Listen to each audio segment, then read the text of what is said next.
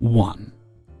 I have been a server at my work for 10 years, and there has been an issue looming since last year. Here is a bit of the backstory. The names have been changed for privacy. Julie worked the day shift, I worked the evening shift. This is a small restaurant with a small staff. We run with 3 servers winter and 4 in the summer. Julie and I worked at the restaurant the longest, so I had made it known to Julie and the boss that if she ever left, I would like her Friday shift. So after years of working together, Julie gives notice that she is leaving at the end of the summer. Bye, Julie. So I remind the boss that I would like her Friday shift, and he says, "Okay, and we will have a meeting with the other girls." As when Julie leaves, there will be 3 of us left, and my boss says he will let me pick the shift I would like first, then the other girls can pick one. I said, "Okay, great." But the meeting keeps getting put off. In the meantime, a server that has been there 4 years, Kathy, has covered a few shifts for Julie, barks up to the boss that she is taking both of the available shifts. He said to her I could choose a shift. She said, "No, Julie gave them to me and I'm keeping both of them, or I will quit." He informs me of this and I said, "That's not fair. I've been here the longest and now she is being unreasonable." My boss says, "Leave it with me, let me talk to her." I said, "Okay." He did not want me to say anything to Kathy, as he does not want any arguments. I keep asking throughout the year when we are having this meeting about the Friday shift.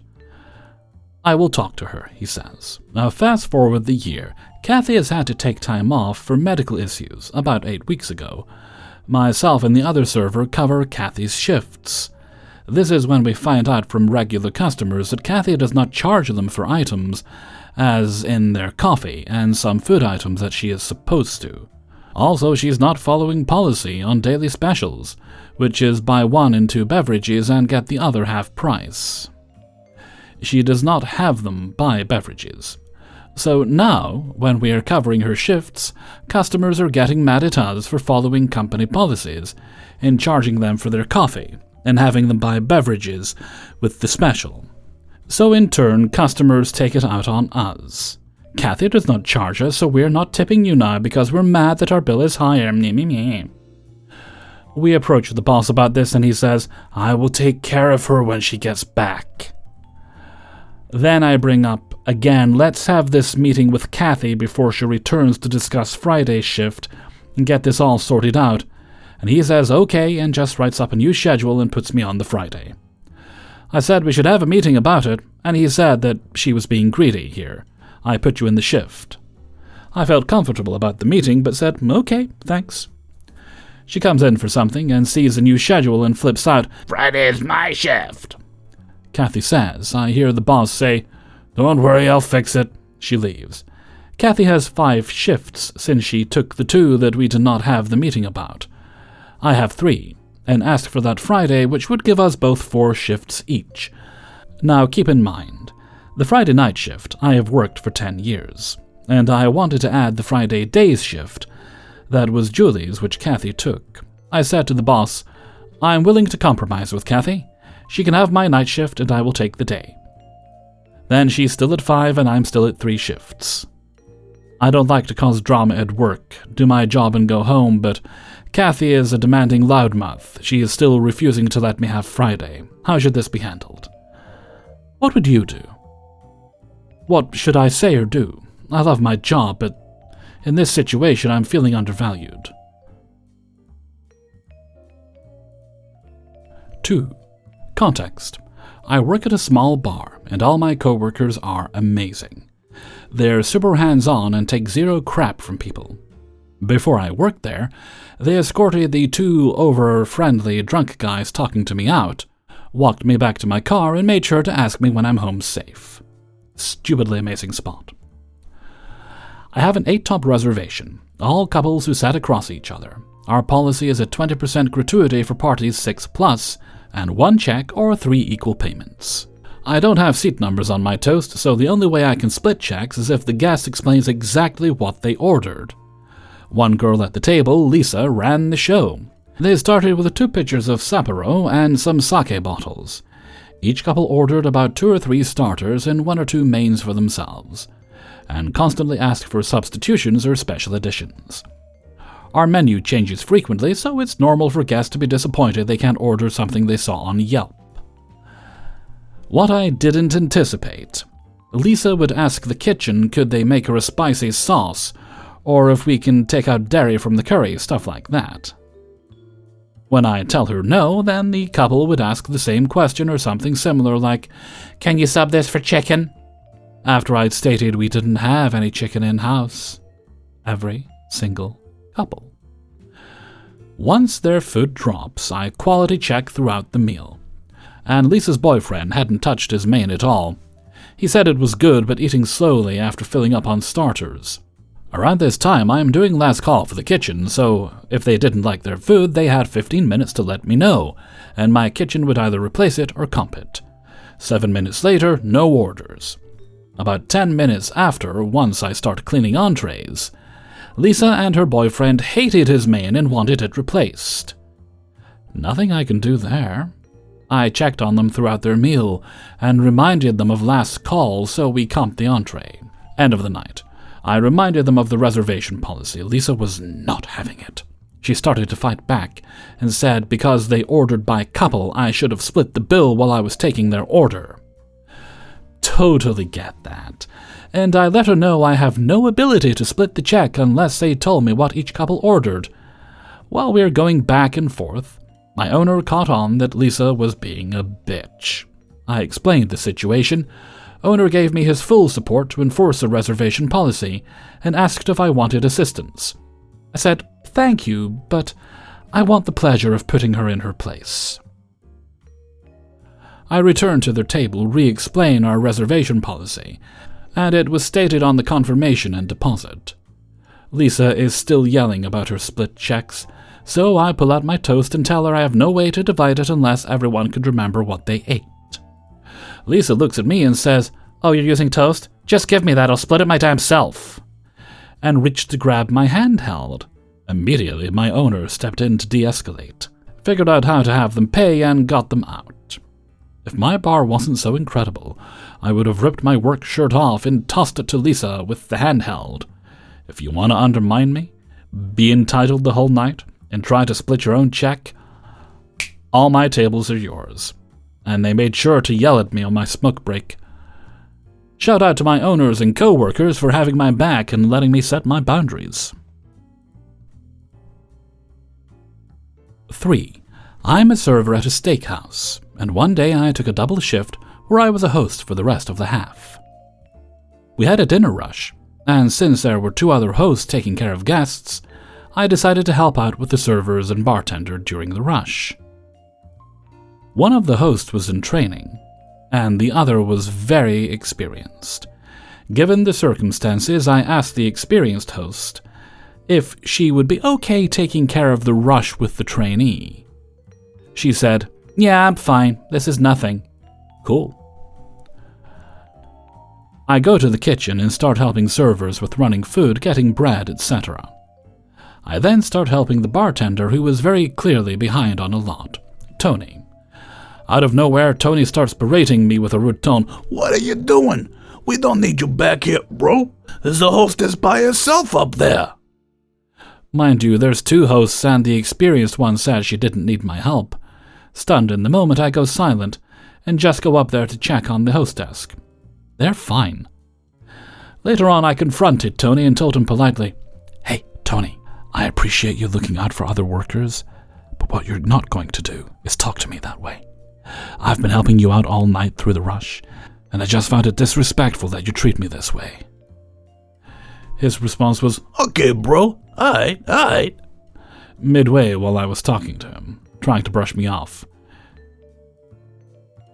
"You're just trying to start it with me," he adds on. I tell him politely, "No, I'm just telling you how you made me feel." He then excuses me away like I was annoying him. I barely stand up for myself, but I really felt tired of being a pushover. Typically, when someone calls me out, I accept it, and read advice that standing up for yourself gets you the respect you deserve most of the time.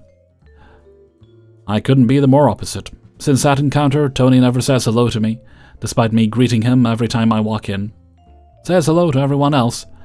I run his food when he's choked at the bar, never says thank you.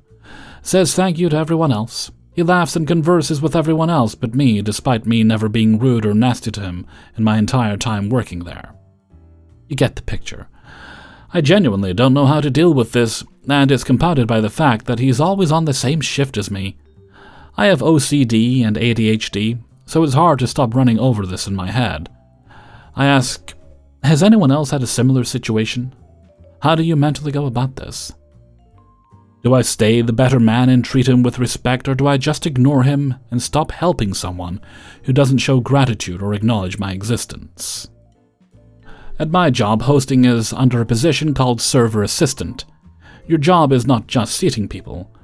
Also, for that particular day, the manager needed a flex role to help with takeout other stuff as well, which is why I was working a double. Most of the server assistants and takeout staff were out that week. I was not helping the bartender behind the bar. My location generally advises non-bartenders to not do that. I was running food to their tables from the expo and table, getting customers basic needs they didn't have, like napkins or missing plates. Hellfreezer's note. Tony's a dick. You don't need to talk to Tony. Do not talk to Tony. Don't help Tony unless you absolutely have to. He seems to think he can treat you however he wants and he'll still get all the benefits of your assistance. Don't help Tony. Tony is a dick. 4. Hello all, I'm curious to know what you guys think happened or what you would do. This feels illegal, honestly. I applied for a server support position at a highly rated restaurant, sent over my resume and a nice cover letter. I had no experience in the serving industry prior to this, so I tried to go the extra mile so they'd see me as a good candidate.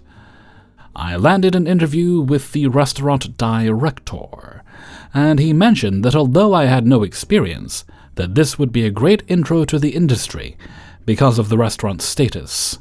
He stated that they preferred people with little experience in other establishments because they didn't have the chance to learn the incorrect way to do things. I agreed, though his tone was a bit weird, because it seemed as if he was stating that I should be lucky if they choose to move forward with me. He asked for my availability and if I'd like part-time or full-time, and I mentioned that I had no preferences for days off except Sunday, but would like to start part-time since I had no idea of what to expect.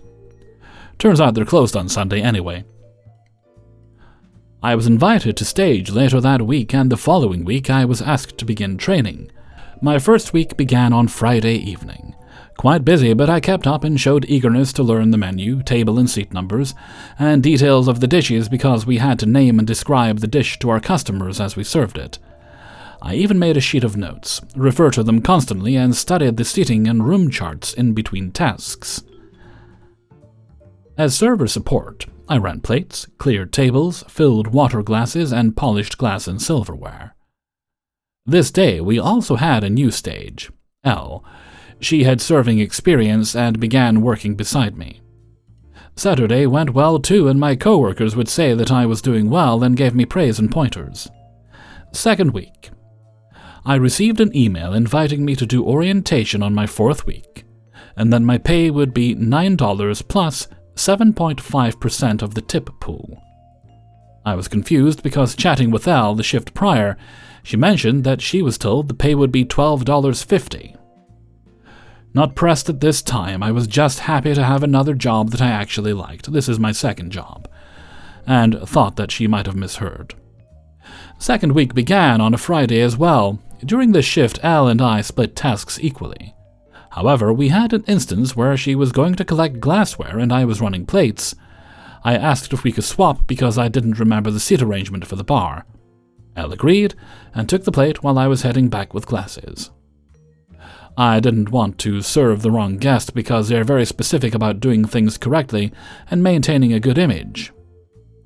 The directors saw this interaction and would mention at a pre-shift meeting the next day that support should know seat numbers and not be hesitant to run plates. Shift went well, and at the end she left her apron on the counter and headed to collect her stuff. I noticed cash on her apron, and thought that I'd be tipped out too, but never was.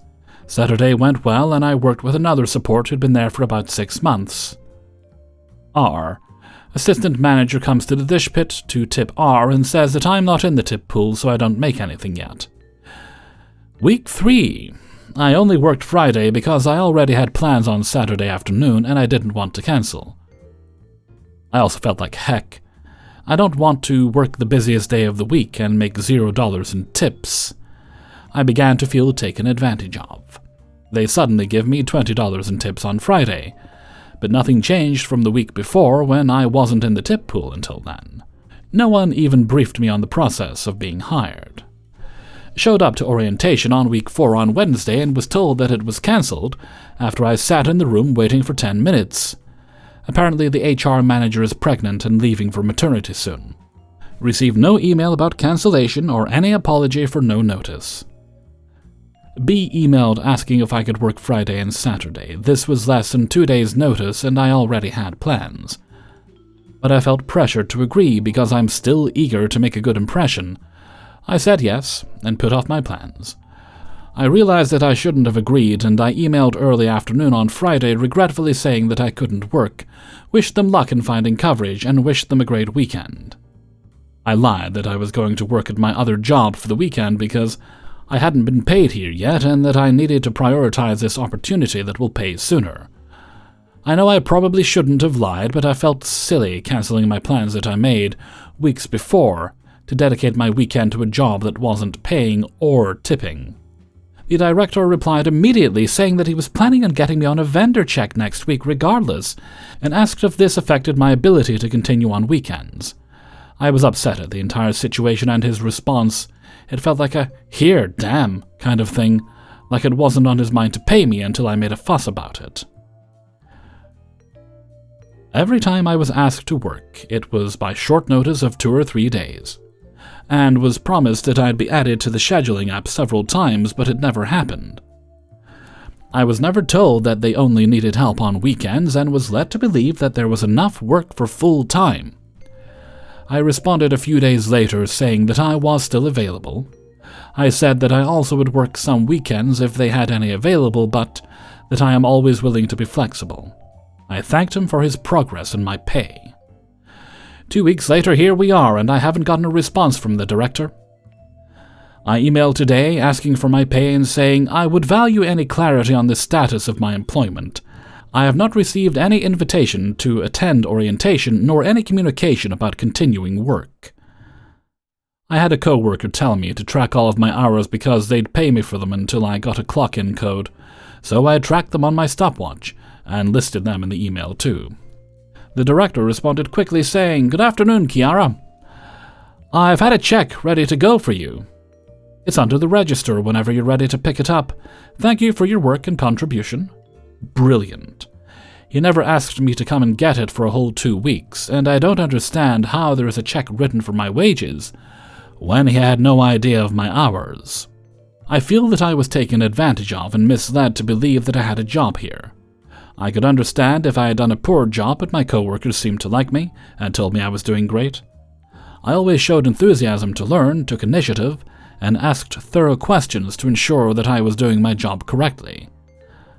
Also worth mentioning that the servers would constantly complain about management behind their backs during shift, like how they were understaffed and wouldn't help out in a rush. They've apparently recently turned over most of their servers in the past few months. And the assistant director jokingly said, "Something, something, something, because you won't be here that much anyway," to me as she was handing me plates to run. I didn't catch the first part because I was making a mental note of the seat and table numbers to walk to, but once I smiled and said, "Huh," she laughed and said, "I'm just kidding." I don't know what might have happened or what I could have done, but I'd think if it were something bad, then they'd tell me. I'm super bummed out since I tried hard to be good in a job that I've never done. I applied here so that I could leave my current job, and I'm back to square one. I haven't responded to the email because I don't know what to say, and I feel like the director would just lie anyway. Hellfreezer's note. You need to make yourself aware of the fact that there's a very good reason they like to hire people who don't have experience in the serving industry. That is because if you do have experience, you know not to put up with this bullcrap. They have been taking advantage of you, and that is why you, and likely others like you, were hired. They would use you, they would gaslight you, get as much as they can out of you for as little money as possible, and then you would quit, and they'd replace you with somebody just as unaware of how things are meant to work in restaurants. Go get that check, if there is one. It's probably not going to be what you're fully owed, but they'll expect it'll be enough to make you go away. If you really do want to work at a restaurant, then there are good restaurants out there that know how to treat their staff properly. You just have to keep trying until you can get a foot in the door. 5. Oh, isn't it interesting how guilt can arise over something that doesn't warrant it? I'd like to share my recent experience. I took on the role of a breakfast server at a 3-star hotel restaurant. Guests generally enjoy their morning meals here, and many benefit from a lovely room package that includes a breakfast voucher. It's quite noticeable that a significant number of these guests arrive with their vouchers in hand. The food and beverage manager kindly explained that these vouchers carry a gratuity of $2.33 each, yet it seems that many guests forget about tipping when they receive a complimentary breakfast. I asked him if they know if the gratuities are included in vouchers, and he responded yes, so that's why I assumed they weren't tipping as much, because they knew a gratuity was automatically applied in the voucher. The breakfast server is also the only front-of-house staff member during the mornings, so they have to be the host, busser, food runner, server, and barista simultaneously. Anyway, after a few weeks, I discovered that those vouchers were not contributing to my paycheck, which was quite surprising. With those additional guests, my earnings could have reached around $30 to $40 an hour, considering the city's minimum wage of $15.57. Instead, without those contributions, I found myself earning between $19 to $21 wage included, which felt disheartening, as tips only added to an additional $4 to $6 per hour. In my eagerness to understand, I spoke with the general manager of the hotel, who informed me there is no additional gratuity on room vouchers. When I checked in with the food and beverage manager for further insight, he mentioned, "I didn't know they're not included.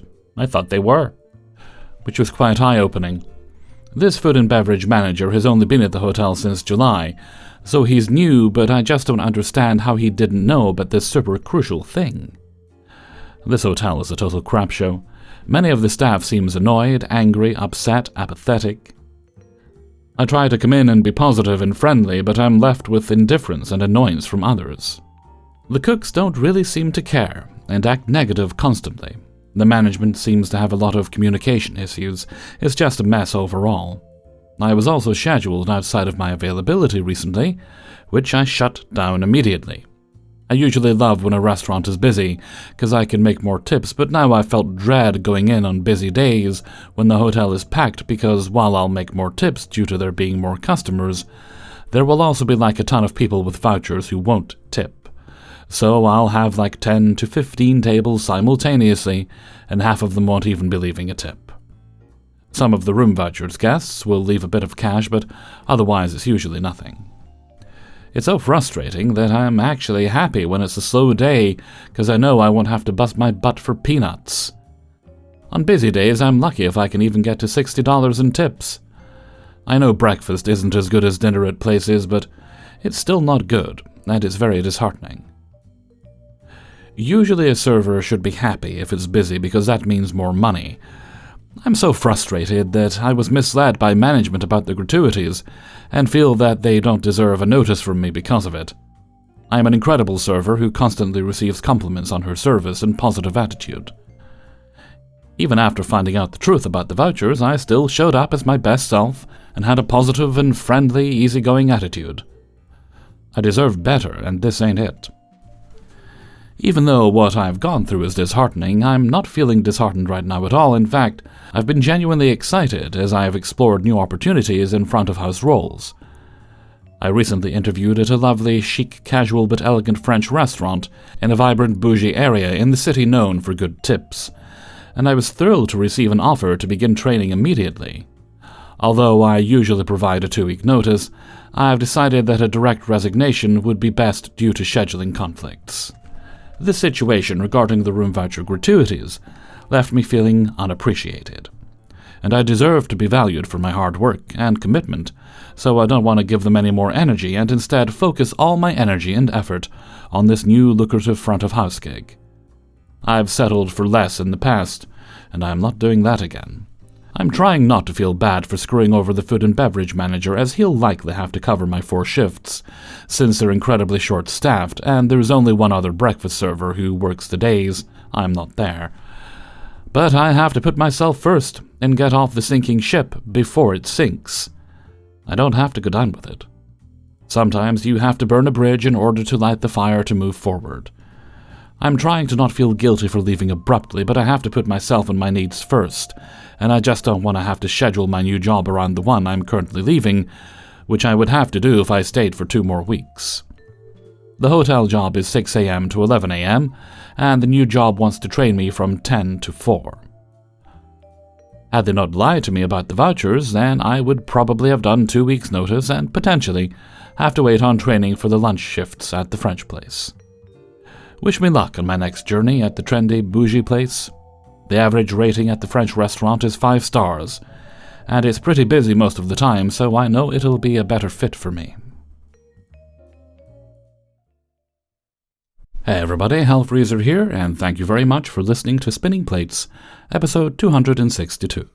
And thank you very much to everybody who allowed me to use their stories in this video. Before you go, please hit the like button and subscribe if you haven't done so already. And please do support me on my Patreon page, which is linked in the description. Okay, we have a little birthday shout-out before we move on. And today's shout-out goes to Bonnie. Bonnie will be 58 years old this Saturday. If I've done my part right, this should be up on Saturday. And I hope you have an amazing time, and I do appreciate you sending it in early. It is helpful when you do that.